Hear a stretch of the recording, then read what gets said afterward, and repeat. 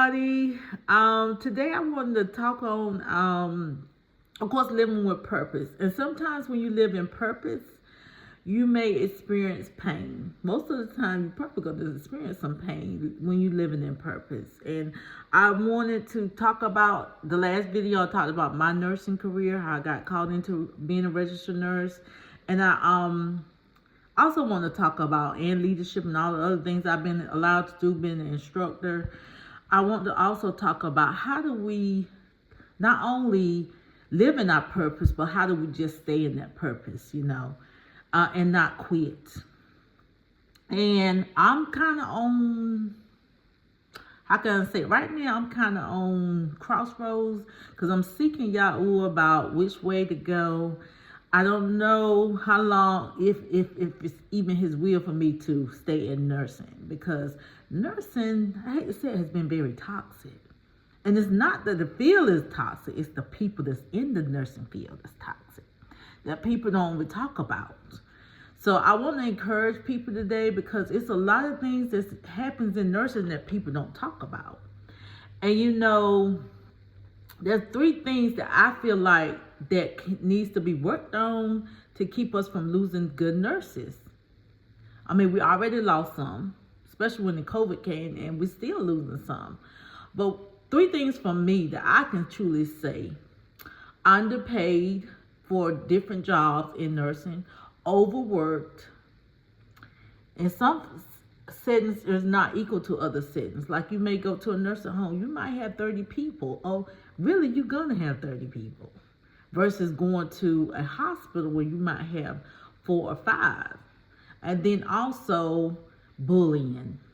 Bullying is something that's not discussed and that's rarely talked about, that's allowed in a lot of healthcare settings. And it needs to end, because we really can't afford to lose any more nurses. So I'm going to share some videos about how different people have experienced bullying and how it has affected this field and continues to affect this field. And if the administration don't get a grip on it, and Congress or whoever else help fund it, we might not have no nurses. And then you think about that, you go to a hospital and you in a crisis, because I'm going to go ahead and tell you, doctors are great, but doctors are not they the head, true, but they're not that neck. We are the neck to help turn that head. And they will come in there, they're going to do their assessment and talk, and they might even do some surgeries. But at the end of the day, the person that's going to be at your bedside is going to be the nurse who's going to help guide your care, and that's going to help nurse you back to health, along with the nursing assistant.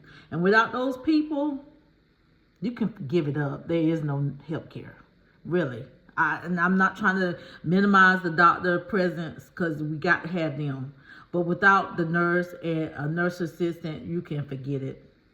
And these topics needs to be addressed, but they're not addressed. So go with me as I share these videos about the nursing field. And then at the end, I'm going to come back and tell you what I think we need to do. I would leave the field within like 5 years, but that's what happened. My mom has been a NICU nurse for almost 17 years now, and I thought I would at least make it to 10. But within my first year of working as a nurse, I experienced lateral violence, bullying, retaliation, and severe burnout, to the point where I wanted to leave my unit, but my manager was blocking my ability to switch units, so I felt trapped on this unit where I feel like if I don't leave, I don't know what's going to happen to me. I felt unsafe, I felt unsupported, and you just shouldn't trap someone in a role. Like, that doesn't make sense, and it's also not good for your mental health. So in hindsight, deciding to volunteer to work on the COVID cohort unit was not my best move. If I could have, Back to the Future myself and said, hey, maybe don't do that, because things are gonna be rough. So I basically thought working through the unknown in a global pandemic would somehow be better than the current working situation that I was in. So working in Florida, extremely understaffed. There are no safe staffing ratios in Florida, and actually Safe staffing ratios are on the ballot now in Florida, and I have friends. You can see as a young lady just finishing her video that these ratios to nursing with the staffing is crazy. So it's something that some states are working on, and then some states aren't even touching it. So, but anyway, we're gonna move on to the next video. My story, reason why I quit nursing. So basically, like, I was just tired of nursing because, like, I'm just so over, like, the catty mess and the messy stuff going on. Like, you know, you could be the kindest, sweetest person in the whole entire world, right? You could come mind your business quiet. You're not in anyone's business. You're not in anyone's way. You're just doing your job. But there's always someone who just might not like you because you're doing that. You're minding your business. You're just staying pretty, staying paid. You're quiet. And then that triggers someone. Like my last job, the reason why mostly made me quit, I had a coworker who was literally stalking me, finding my Instagram pages, watching my stories and everything. And matter of fact, making things up, snitching on me, dry snitching. Like she was just a hater. And then I remember my last thing that really made me quit was that she was actually looking for things, following me, and like, you know, and it was obvious she was following me, making sure that she finds something to try to get me in trouble. I'm just tired of nursing. It doesn't matter whether you're in a home aid, PCA, hospital, assisted living. I'm tired. I'm done. I'm over it. I'm not going back. The thing is, I love catering and caring and loving people, and you know, and that was the main reason why I started doing nursing. But then I realized that I can't keep doing it because it's not even the residents that make me quit. It's the coworkers, HR, the managers, the supervisors. These people are just full of nothing but pure shit. Full of nothing but negative energy, mean, nasty. They love to gossip, love to make things up and put people in trouble. I can't keep doing that. So I'm like, you know what? At this point, I'm done with nursing. And I was like, I was done. And I've never went back since. Next video is gonna be from a news broadcasting that talked about the shortage of nursing. They still really didn't hit the spot too. They didn't say anything about bullying is one of the issues. I mean, yeah, getting more nurses, but if you don't deal with some of the toxicity in nursing, it's just like a bandage covering up. You're not really getting down to the root of the cause. Like if somebody has a bad wound and it got infection in it, if you don't treat the infection, then you're just slapping a band-aid over it. But anyway, we're gonna listen to this video and then we're gonna end it. Data from the National Council of State Boards of Nursing shows that 100,000 nurses left the workforce during the pandemic. By 2027, about a fifth of registered nurses will call it quits. Fox's Bowen Kurtovich asked health officials why it's all happening. Health officials say that the nursing shortage has been a problem for years, and the pandemic has only made it worse. Now, a lot of overworked nurses are looking to leave the grind.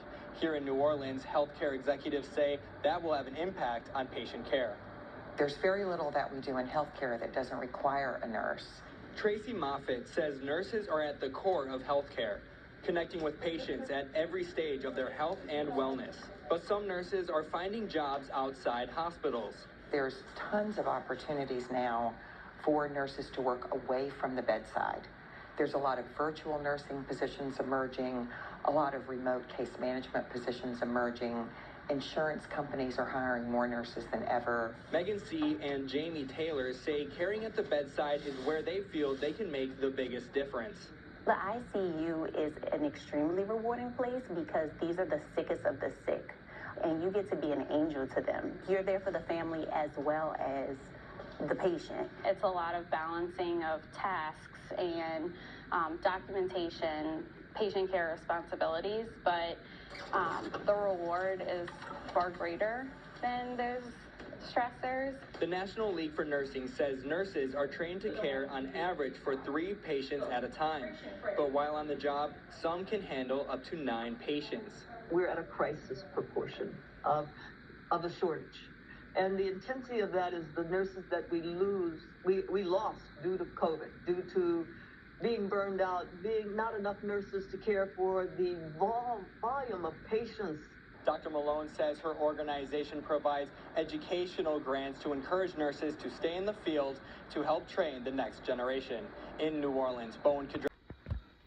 Okay, I hope y'all enjoyed this video talking about the purpose in nursing and living in your purpose, and even through the pain.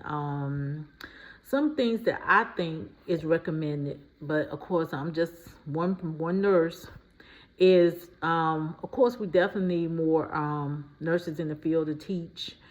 We need to definitely deal with the area bullying, because that's running out unnecessary. That's something we can definitely control, how we treat each other. And we also need to deal with maybe temporary solutions. You know, they already use nurses' aid to pass meds. Maybe they could do that in more nurses' aid, med aids in a nursing home, and have a nurse to like supervise and be right there to co-sign off, like insulins, blood pressure medicines, different things like that, and like Coumadin, things like that needs a nurse review before the med aid administer that medication. That's one ideal I had. Like I said, dealing with the toxicity, I feel like it also needs to start from above. If you got toxic administration and they're bullies themselves, then they're not gonna try to even figure out the root cause of why people leaving. They think the issue is to hire more people, because most of the time they toxic themselves. So yeah, I said it, but it's the truth. If they're not willing to deal with the bullying, they just pass it off, or that person's a troublemaker, then there's a reason why people leaving, okay? But if you don't never try to investigate and address it, then it's just wasted money for that organization. Well, I hope y'all enjoyed this video, and I hope that it reach somebody's ears that can help and make some changes in healthcare. Thank you.